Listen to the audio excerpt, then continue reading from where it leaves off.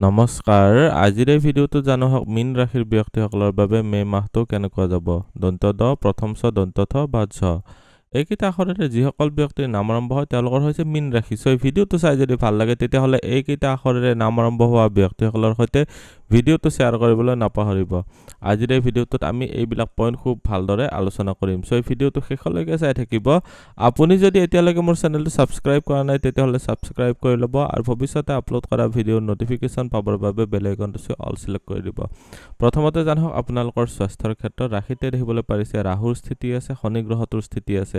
খুবেই সাৱধান হ'ব এলাৰ্জিজনিত কমপ্লেইনৰ ক্ষেত্ৰত খুবেই সাৱধান হ'ব আপোনালোকৰ যদি কিবা ইনফ্লেমেশ্যন হৈ আছে বা আপোনালোকৰ এলাৰ্জি হৈ কিনে আপোনাৰ কোনো ধৰণৰ এক্সট্ৰা প্ৰবলেম হৈ আছে এলাৰ্জিৰ নেক্সট ষ্টেজ পাইছেগৈ তেতিয়াহ'লে আপোনালোকে বেছি সাৱধান হ'ব লাগিব বৰ্তমান সময়ছোৱাত আপোনালোকৰ শ্বাস প্ৰশ্বাসজনিত প্ৰবলেমৰ ক্ষেত্ৰত সাৱধান হ'ব ৰবি আপোনালোকৰ ইয়াতে দ্বিতীয় ঘৰত আছে দাঁতৰ ৰিলেটেড প্ৰবলেম কৰিব পাৰে চকুৰ কমপ্লেইন অলপ আনিব পাৰে অলপ সাৱধান হ'ব লাগিব আপোনালোকৰ কাৰণে ৰোগৰ স্থানৰ মালিক হৈছে ৰবি গ্ৰহটো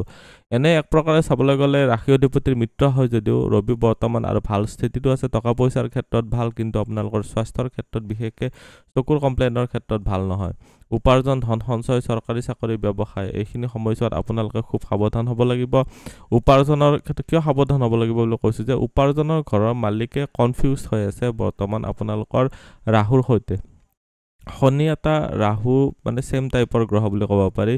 ৰাহুৱে শনিক ফলো কৰে এইটো ক্ষেত্ৰত উচ্চাবিলাসে আপোনালোকৰ ইনকামত বৃদ্ধি কৰিব কিন্তু কনফিউজন ক্ৰিয়েট কৰি মই যে ক'লোঁ আপোনালোকে কিবা এটা কাম কৰি আছে আপোনাৰ মনত কনফিউজন হ'ব যে আপুনি কৰা কামটো ইমান ভাল নহয় বেলেগে কিবা এটা কৰি আছে সেইটো কাম বেছি ভাল এইখিনি সময়ছোৱাত তেনেকুৱাকৈ সুইচ কৰা যাব পিছত যে প্ৰবলেমেটিক এইটো হ'ব যে আপুনি আগতে যিটো কাম কৰি আছিলে সেইটোই বেছি ভাল আছিলে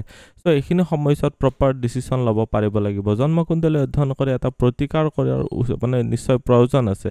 এই যেটো জুতি হয় কাৰণ মে মাহৰ 29 তাৰিখলৈকে আছে বৰ্তমান সময়ছোৱাত আপোনালোকে খুবেই সাৱধান হওক স্বাস্থ্যজনিত ক্ষেত্ৰত আপোনালোকে যদি পাৰ্টনাৰশ্বিপত যদি ব্যৱসায় কৰি আছে তেতিয়াও সাৱধান হ'ব লাগিব ইনকামৰ ক্ষেত্ৰত বেয়া নহয় ইনকাম কৰিব পাৰিব কিন্তু ইনকামত বৃদ্ধি কৰিবলৈ যাওঁতে আপোনালোকৰ ভুল ডিচিশ্যন হ'ব পাৰে মই সেইটো সাৱধান কৰি দিছোঁ আপোনালোকৰ সেভিংছৰ ঘৰৰ মালিক মংগল গ্ৰহটো যায় ইয়াতে আছে আৰু সেভিংছৰ ঘৰত দৃষ্টি আছে ৰাহু মংগল এটা অগ্নিতত্ত্বৰ গ্ৰহ হয় অগ্নিতত্ত্বৰ গ্ৰহ যেতিয়া এটা ঘৰত আহি যায় সেইটো ঘৰ অলপ অস্থিৰ কৰি তোলে এইটো বুদ্ধিস্থানত মংগল গ্ৰহটোৰ স্থিতি আপোনালোকৰ বুদ্ধিটো অলপ ভ্ৰমিত কৰি ৰাখিব এইখিনি সময়ছোৱাত বুদ্ধিৰ ফালৰ পৰা আপোনালোকৰ অলপমান প্ৰবলেমেটিক বুলি ক'ব পাৰি এইখিনি সময়ছোৱাত মানে প্ৰবলেমেটিক মানে কি যে আপোনালোকৰ বুদ্ধিটো মানে লাগাতকৈ বেছি মানে কুইক ৰেছপন্স দিব আপুনি প্ৰয়োজনতকৈ সোনকালে ৰিয়েকশ্যন দিয়াৰ কাৰণে কিছুমান ভুল সিদ্ধান্ত হ'ব পাৰে সাৱধান হ'ব লাগিব চাকৰি বা ব্যৱসায়ৰ ক্ষেত্ৰত দেখুৱাই দিছোঁ চাকৰিৰ ঘৰৰ মালিক ৰবি ধনস্থানস্থ হৈ তুংগী হৈ আছে এইটো এটা ভাল স্থিতি চৰকাৰী সেক্টৰত পদবী প্ৰাপ্তিৰ কাৰণে এইটো এটা বিশেষ ভাল আপোনালোকে সেনাবাহিনী পুলিচৰ বিভাগৰ চাকৰি ঊণৰ কাপোৰৰ ব্যৱসায় এইবিলাক ক্ষেত্ৰত যথেষ্ট ভাল দেখা গৈছে ৰবিৰ স্থিতি যিহেতু আপোনালোকৰ দ্বিতীয় ঘৰত আছে তুংগী হৈ আছে মে মাহৰ 15 তাৰিখলৈকে তাৰ পিছৰ সময়ছোৱাতো ৰবি ইয়াতে আহিব 15 তাৰিখৰ পিছত তেতিয়া ইয়াতে দৃষ্টি হ'ব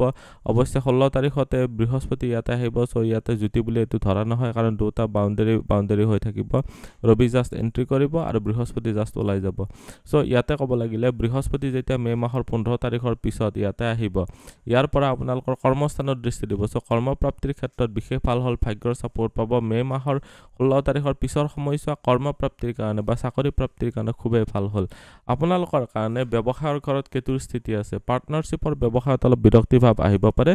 নিজৰ মনৰ বিৰক্তি বা কিছুমান অলপ তিতাকেহা যিবিলাক মানে আপোনালোকৰ নিগেটিভ থিংকিং আহে এই বস্তুবিলাক আপোনালোকে নিজে নিয়ন্ত্ৰণত ৰাখিব পাৰিব লাগিব যিসকলে পাৰ্টনাৰশ্বিপত ব্যৱসায় কৰি আছে তেওঁলোকৰ বিৰক্তি ভাৱ আহি কিছুমান বিচ্ছেদাত্মক চিন্তা আহি কাজিয়া পেচালৰ সৃষ্টি হ'ব পাৰে ধৈৰ্য ধৰি আপোনালোকে ব্যৱসায়ৰ ক্ষেত্ৰত মেইনটেইন কৰিব লাগিব ব্যৱসায়ৰ ঘৰত 7 তাৰিখলৈকে বুধৰ দৃষ্টি আছে গোটেইটো মাহে শনিৰ দৃষ্টি আছে আৰু বহুত দিনলৈকে বাৰু শনিৰ দৃষ্টি থাকিব বৰ্তমান সময়ছোৱাত আপোনালোকৰ মে মাহৰ 29 তাৰিখলৈকে কেতুৰ স্থিতিৰ কাৰণে আপোনালোকৰ লাইফ পাৰ্টনাৰশ্বিপে হওক বা ব্যৱসায়িক পাৰ্টনাৰশ্বিপে হওক মুঠতে চাবলৈ গ'লে আপোনালোকে এইখিনি সময়ছোৱাত প্ৰবলেম কিছুমান ফেচ কৰিবলগীয়া হ'ব শুক্ৰ গ্ৰহটো তুংগী হৈ দৃষ্টি যিহেতু দিছে এইটো এটা ভাল স্থিতি আপোনালোকৰ কেছ ফ্ল'ৰ ক্ষেত্ৰত ভাল হ'ব ভাগ্য পিতা ধৰ্ম বা গুৰুজনৰ ক্ষেত্ৰত চালে ভাগ্যস্থানৰ মালিক হৈছে আপোনালোকৰ কাৰণে মংগল গ্ৰহটো গোটেইটো মাহ আপোনালোকৰ বুদ্ধিস্থানত আছে বুদ্ধিস্থানত মংগলৰ স্থিতি যথেষ্ট ভাল আপোনালোকে এইখিনি সময়ছোৱাত নিজৰ উদ্যমৰ সহায়ত নিজৰ কৰিম বুলি কৰি দিব পৰা ক্ষমতাৰ সহায়ত পৰাক্ৰমৰ বলত নিশ্চয় বেনিফিটেড হ'ব পাৰিব। ভাগ্যস্থানত ৰাহুৰ দৃষ্টি থকাৰ কাৰণে কিবা এটা বস্তু অলপৰ কাৰণে মিছ হৈ যাব পাৰে। আপোনালোকৰ পিতা বা গুৰুজনৰ সৈতে আপোনালোকৰ মতানৈক্য হ'ব পাৰে। এইখিনি সময়ছোৱাত প্ৰেম বা বৈবাহিক জীৱনৰ ক্ষেত্ৰত চালে লাভ ৰিলেশ্যনশ্বিপৰ ঘৰত মংগলৰ স্থিতি আছে, মংগলৰ দৃষ্টি ইয়াতে পৰি আছে, মংগলৰ দৃষ্টি আপোনালোকৰ ইচ্ছাপূৰ্তিৰ ঘৰত আৰু মংগলৰ দৃষ্টি খৰচৰ ঘৰতো আহিছে। তো মুঠতে চাবলৈ গ'লে আপোনালোকৰ অকণমান আপ ডাউন থাকিব।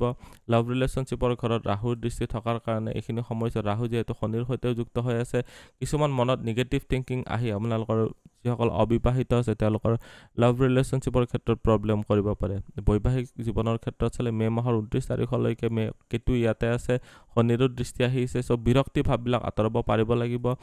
আপোনালোকৰ বৈবাহিক জীৱনটো খুব এটা এণ্টাৰটেইনিং কৰি ৰাখিবৰ কাৰণে নিজেও চেষ্টা কৰি ৰাখিব পাৰিব লাগিব। এতিয়া দেখুৱাই দিছোঁ সাধাৰণ শিক্ষা আৰু উচ্চ শিক্ষাৰ ক্ষেত্ৰত। সাধাৰণ শিক্ষাৰ স্থানৰ মালিক হৈছে আপোনালোকৰ কাৰণে বুধ গ্ৰহটো। আৰম্ভণিতে 7 তাৰিখলৈকে ইয়াতে আছে, 7 তাৰিখৰ পৰা 23 তাৰিখলৈকে বুধ থাকিব ইয়াতে, আৰু 23 তাৰিখৰ পিছত বুধ আহিব ইয়াতে। তো মুঠতে চাবলৈ গ'লে এইটো এটা বেয়া স্থিতি নহয়, কিন্তু আপোনালোকৰ